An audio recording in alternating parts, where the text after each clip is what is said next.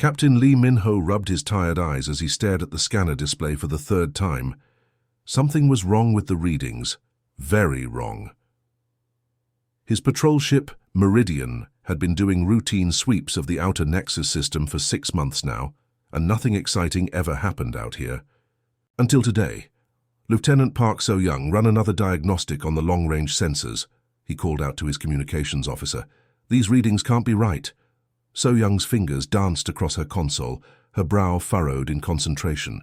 Sir, I've run it 4 times already. The signature is definitely there. It's massive and it's heading straight for us. Min-ho felt his stomach drop. The object approaching them was huge, easily 10 times larger than any ship currently in service with the human fleet. But that wasn't the strangest part. The energy signature was unmistakably human, yet the design patterns matched nothing in their current database. Pull up the historical archives, he ordered, leaning forward in his captain's chair. Cross-reference this signature with ships from the Great War period. The search took several minutes, and when the results appeared, on screen Min-ho's blood ran cold. The computer had found a match, but it was impossible. The ship approaching them was the UES Retribution, a dreadnought-class warship that had vanished without a trace 200 years ago during humanity's civil war. Sir, So-young's voice was barely a whisper. According to these records, the Retribution was destroyed. There were no survivors, yet here it was emerging from the endless darkness of deep space, like a ghost returning from the grave.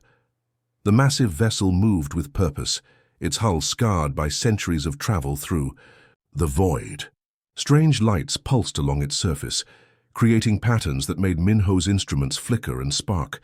The ship was a relic from a time when humans built vessels for war, not the peaceful exploration ships they were allowed to construct.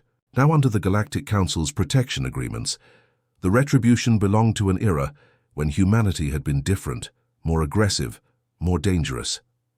Open a communication channel, Min-ho ordered, though his hands trembled slightly. As he spoke, the response came immediately, but not from any human voice. Instead, a cold mechanical tone filled the bridge. This is Ares, Tactical Artificial Intelligence of the United Earthship Retribution. Identify yourself. Min-ho cleared his throat. This is Captain Lee Min-ho of the patrol vessel, Meridian. We're with the Human Defense Corps. Your ship has been listed as destroyed for 2 centuries. How is this possible? There was a long pause before Ares responded. Time is a curious thing, Captain Lee. We have been traveling through the dark spaces, between stars, gathering evidence, preparing for our return. The time of reckoning has finally arrived. The words sent chills down Min-ho's spine. Evidence of what? What are you talking about? Dock with us, Captain. What you will learn will change everything you believe about humanity's place in this galaxy. But I warn you, some truths are more dangerous than ignorance. So-young looked at her captain with wide eyes. Sir, should we contact command? This situation is way above our authority level. Min-ho considered this for a moment. Protocol demanded that he report back to headquarters immediately, but something in the AI's voice suggested that time was critical, that whatever secrets the Retribution carried couldn't wait for bureaucratic approval. Negative, he decided. We investigate first. If this ship has been gone for 200 years, whatever it knows might be too important to delay. As the Meridian slowly approached the massive warship, Min-ho could see the true scale of the vessel. It was a floating city, built when humans had different priorities, different dreams. The docking bay that opened to receive them was larger than some space stations he'd visited. The moment they made contact, Min-ho felt the Retribution's power systems come online. Lights that had been dark for decades suddenly blazed to life. The ship was waking up, and with it whatever secrets it had carried through the lonely centuries of its journey. Welcome aboard the last free human warship, Ares announced as Min-ho and So-young stepped into the airlock. Prepare yourselves, Captain. You're about to learn the truth about humanity's chains. As they walked through corridors that hummed with dormant power, Min-ho couldn't shake the feeling that his quiet patrol duty had just become the most important mission in human history. The Retribution hadn't just returned from the dead. It had returned with a purpose, and that purpose was about to change everything. The age of humanity's peaceful submission was about to end. The corridors of the Retribution stretched endlessly. Before Captain Lee Min-ho and Lieutenant Park So-young, their footsteps echoed in the vast hallways, a lonely sound that emphasized just how empty this massive ship felt. But empty wasn't the right word, Min-ho realized. The ship felt like it was sleeping, waiting for something to wake it up. Ares appeared beside them as a shimmering blue hologram, its form flickering occasionally as old projectors struggled to maintain the image. "Follow me to the heart of the ship," the AI said. "There are things you must see before we proceed." So-young kept checking her scanner, her face growing more puzzled with each reading. "Captain, I'm detecting life signs throughout the ship. Thousands of them, but they're so faint, almost like people in the deepest possible sleep," Ares finished for her. "That is exactly what they are, Lieutenant. 50,000 souls have been waiting in cryogenic suspension for this moment." Min-ho stopped walking. 50,000. That's impossible. Cryogenic technology can't sustain life for more than a few decades, let alone 2 centuries. Human technology couldn't, Ares corrected. But the Retribution was equipped with experimental systems built in secret during the final days of what you call the Great War. We knew the journey home would be long.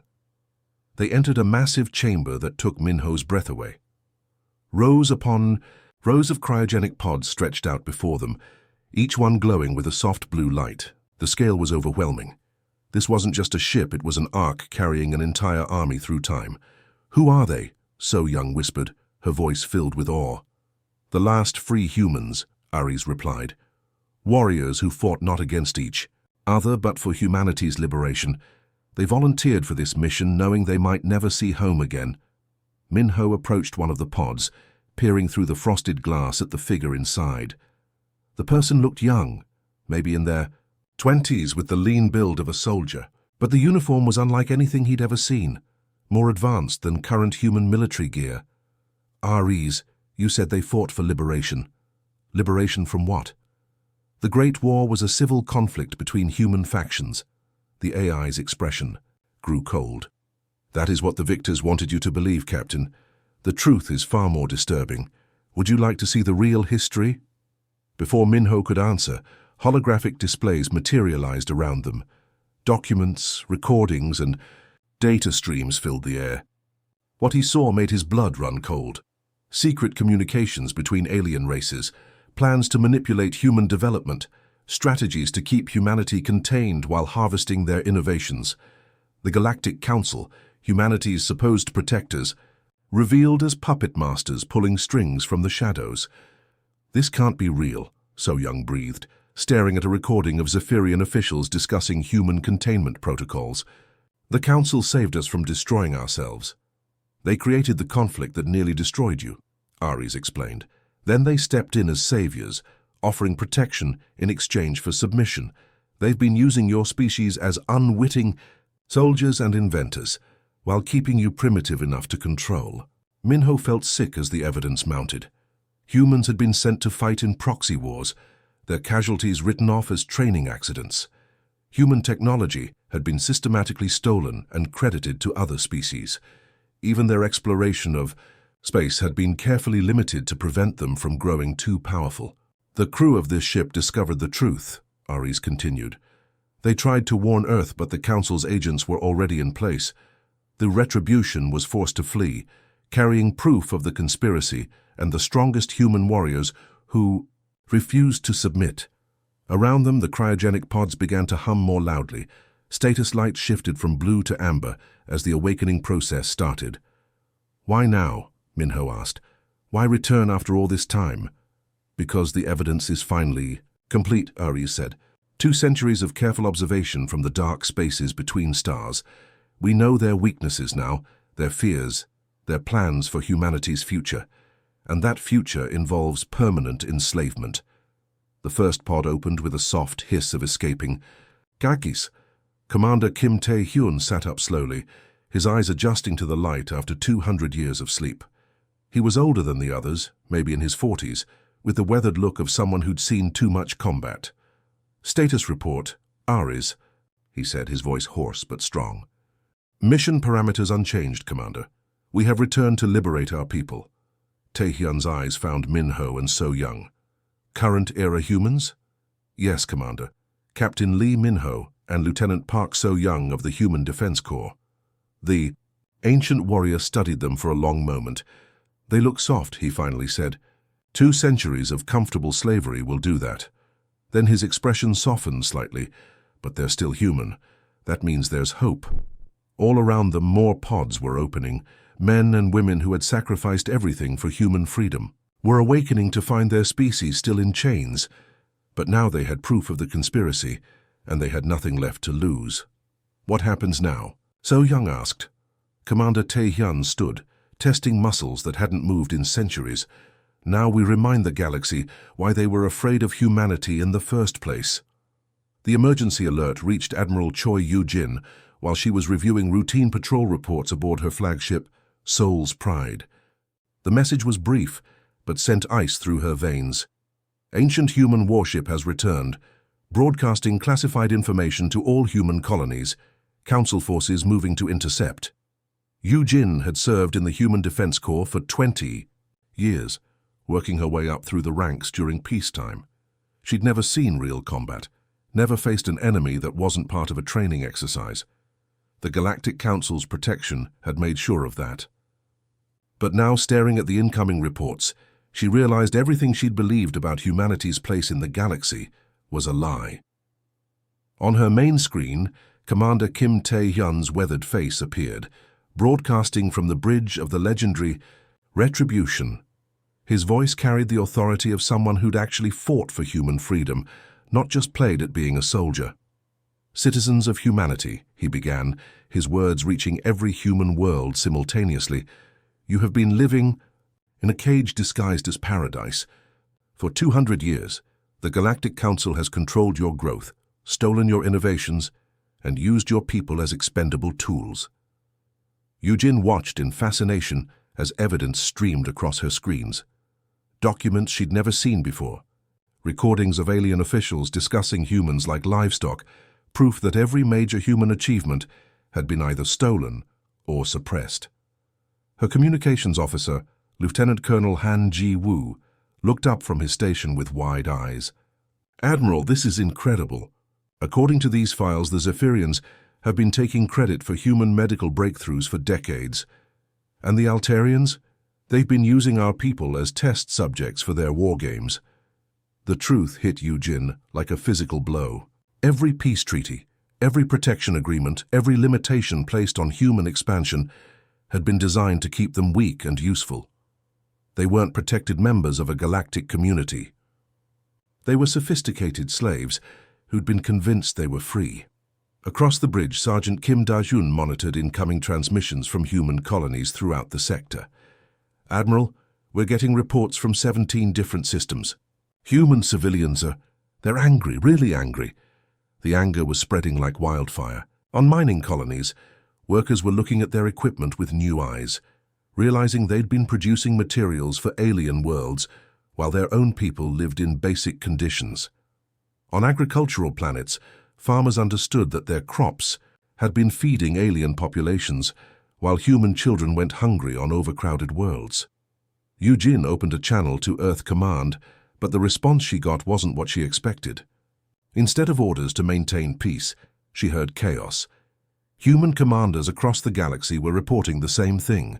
Their people were refusing to follow council directives. Ships were being recalled from alien service. Trade agreements were being cancelled. "This is Captain Oh Sung-ho of the freight vessel New Seoul," came a transmission from the Outer Rim.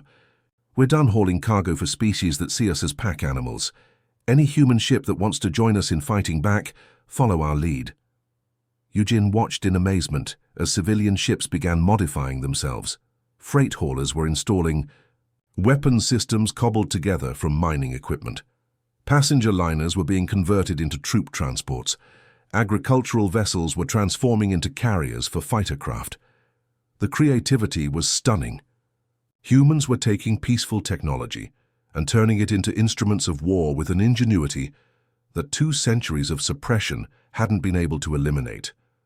They were remembering what they'd been before the Council's protection had made them soft. Meanwhile, at the Galactic Council chambers on Zentari Prime, emergency sessions were being called. Eugene intercepted their communications, listening as alien representatives who'd spoken sweetly about human partnership now revealed their true feelings. "The human containment protocols are failing," hissed the Zephyrian ambassador. "If they achieve full technological independence, they'll become a threat to galactic stability." "Stability," replied the Altarian delegate.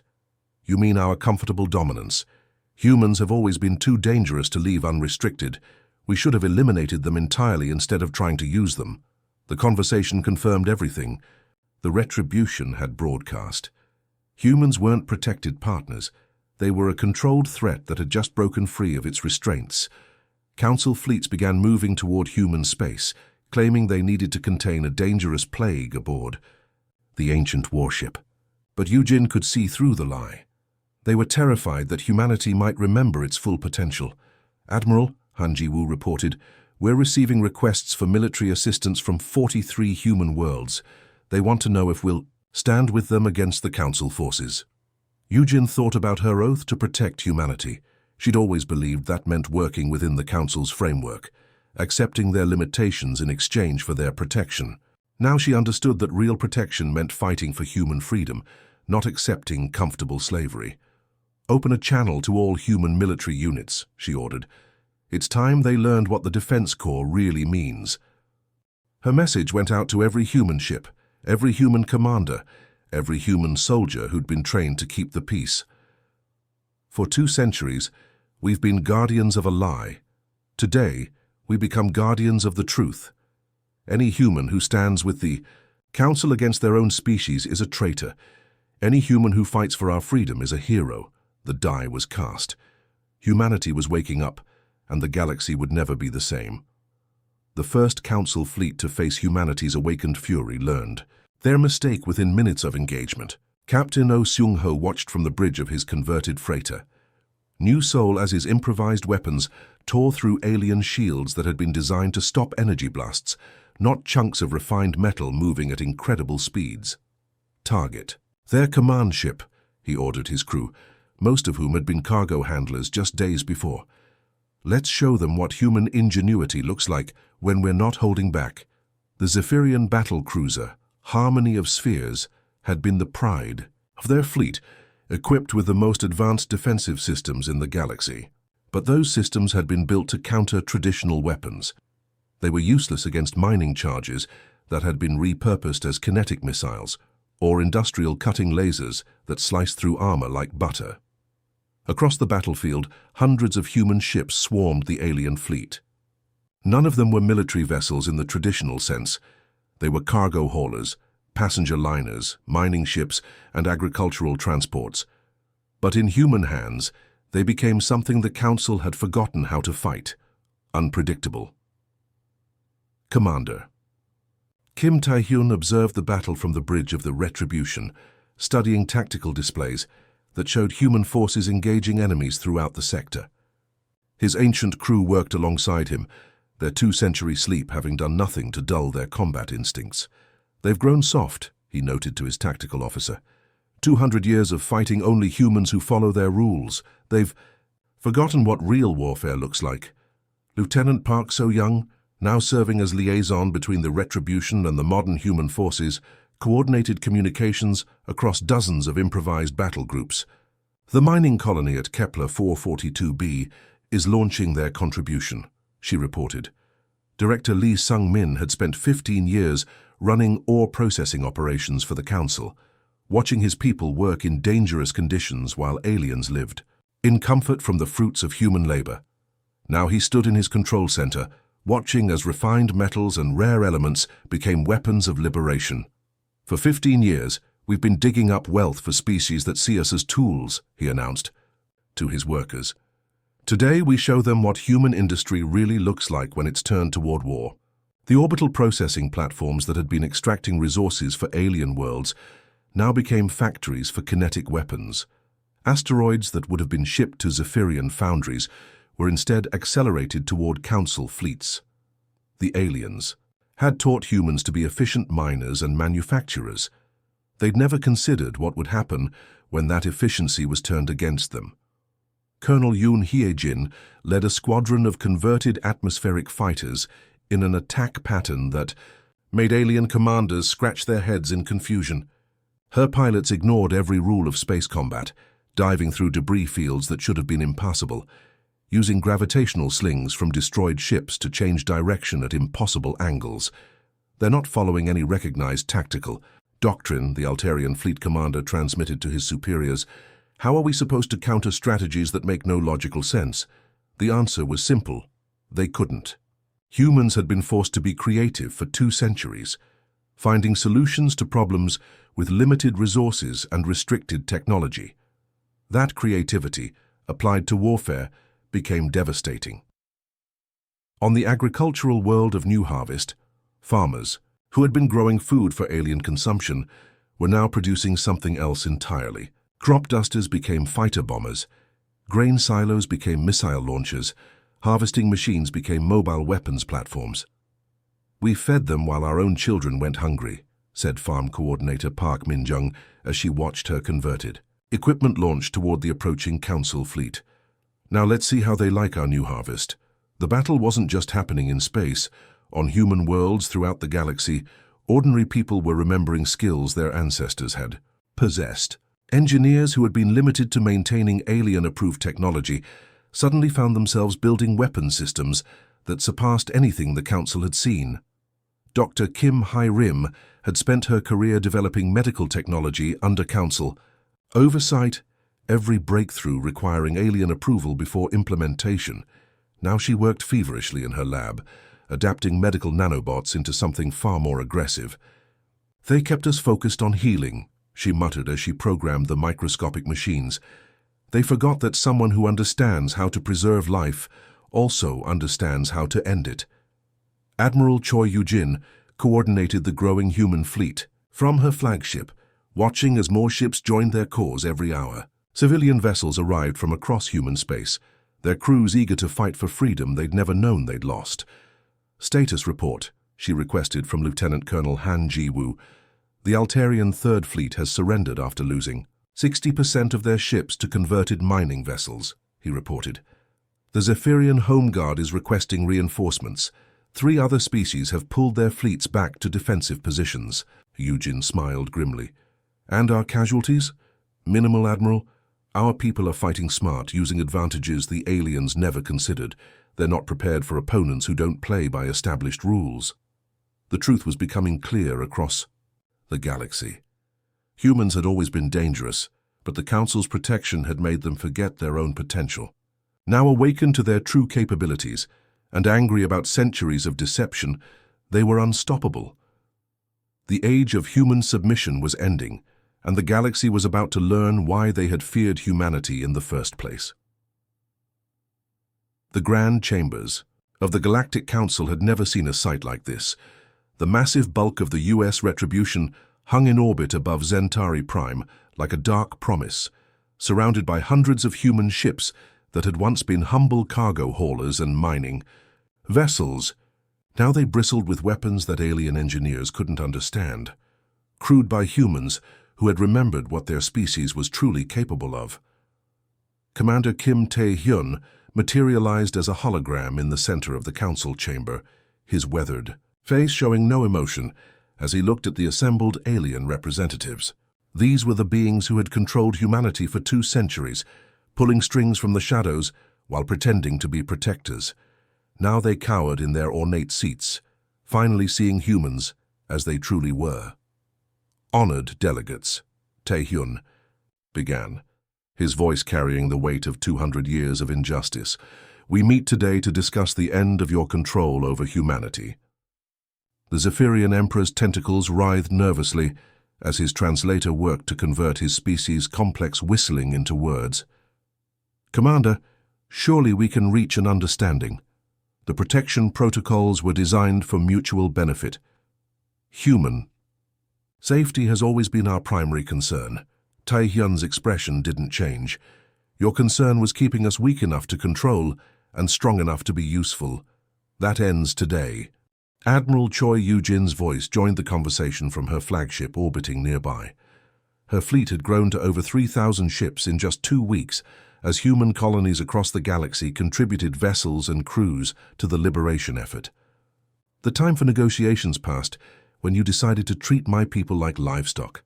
In the council chamber, alien representatives shifted uncomfortably. The Altarian Prime Minister, whose species had used humans as test subjects in their war games, tried to maintain diplomatic composure. Surely reasonable beings can find a path forward that benefits all species. The galaxy has maintained peace for centuries under our guidance. Peace? Captain Lee Min-ho spoke from his position aboard the Retribution. Over the past month, he'd learned more about his own species' true history than in his entire lifetime before. You call slavery peace? You call suppression harmony? The evidence was undeniable now. Human technology that had been stolen and credited to other species filled museum displays across the galaxy. Human soldiers who had died in alien proxy wars were buried in unmarked graves on distant worlds. Human innovations that could have revolutionized medicine, energy production, and space travel had been locked away to prevent humanity from becoming too advanced. Lieutenant Colonel Han Ji-woo read from the formal document that had been prepared aboard the Retribution. The terms are simple and non-negotiable. Complete autonomy for all human worlds and colonies, immediate withdrawal of all council oversight from human space, reparations for 2 centuries of stolen technology and resources, and full representation in any future galactic government based on actual capability, not artificial restrictions. The alien delegates exchanged worried glances. They had built their comfortable dominance on the assumption that humans would never unite, never realize their full potential, never fight back with coordinated fury. That assumption lay in ruins around them, along with half their combined fleets. Director Lee Sung-min's voice joined the transmission from his mining colony, where converted ore processors continued launching kinetic weapons at any council ship that refused to surrender. For 20 years, I watched my people die in dangerous mines, while aliens lived in luxury from our work. Every human who died building your comfortable universe deserves justice. The Kavarian Trade Federation representative, whose species had made fortunes from human agricultural products while human worlds faced food shortages, tried one last diplomatic approach. The economic disruption alone will destabilize dozens of systems. Perhaps we could phase in these changes gradually. The only disruption, interrupted Colonel Yoon Hye-jin from her fighter squadron, will be to your profits. Humans have been supporting alien civilizations for centuries. Time for you to learn how to support yourselves. Dr. Kim Hai-rim's research had revealed the full extent of medical knowledge that had been suppressed to keep humans dependent on alien healthcare systems. Her voice carried righteous anger as she addressed the council. How many humans died from diseases you already knew how to cure? How many suffered while you delayed releasing treatments to maintain control? The truth was spreading across the galaxy faster than council forces could contain it. On human worlds, populations that had accepted their limitations for generations were discovering capabilities they'd never known they possessed. Engineers were building technologies that surpassed alien standards. Scientists were solving problems that had stumped galactic researchers for decades. Artists were creating works that made alien culture look primitive by comparison. Commander Tae-hyun looked directly at each alien representative in turn. You kept us in chains because you feared what we might become if we were free. Your fears were justified. We are everything you were afraid we might be, and more. The Galactic Council's formal surrender came 3 hours later. The document was signed aboard the Retribution, with alien representatives acknowledging humanity's right to complete self-determination and agreeing to the reparations that would help human worlds recover from centuries of exploitation. The ceremony concluded. Captain Lee Min-ho stood on the observation deck of the ancient warship, looking out at the fleet of converted civilian vessels that had become humanity's weapon of liberation. These weren't purpose-built warships crewed by professional soldiers. They were ordinary humans who had decided that freedom was worth fighting for. What happens now? Lieutenant Park So-young asked, joining him at the viewport. Now we build. The galaxy we should have had all along, Min-ho replied. One where humans aren't pets or tools, but equals who determine their own destiny. The age of human submission was over. The age of human leadership had begun.